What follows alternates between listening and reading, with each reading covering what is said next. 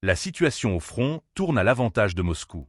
L'armée ukrainienne vacille et le régime de Vladimir Zelensky perd toute légitimité. C'est en ces termes que Sergueï Narychkine, directeur du service de renseignement étranger russe, a décrit l'état actuel du conflit dans une interview récente accordée à une revue spécialisée. Ces déclarations, volontairement incisives, visent à mettre en avant la position dominante de la Russie dans cette guerre longue et coûteuse.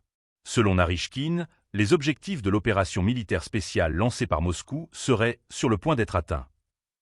Le chef des renseignements souligne que l'initiative stratégique est désormais dans les mains de la Russie et que les forces armées ukrainiennes, après des mois de combats intenses, frôlent l'effondrement.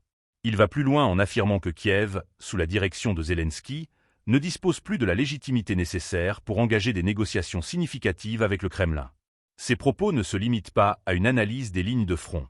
Ils s'inscrivent dans une critique plus large des ingérences occidentales, particulièrement celles des services de renseignement américains et britanniques.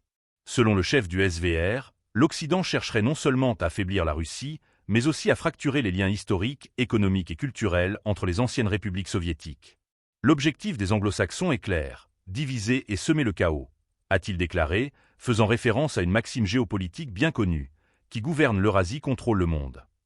Pour Narychkine, cette stratégie repose sur une domination par la division où les interventions extérieures aggravent les crises locales, avant que l'Occident ne se positionne comme un acteur neutre et garant de la sécurité.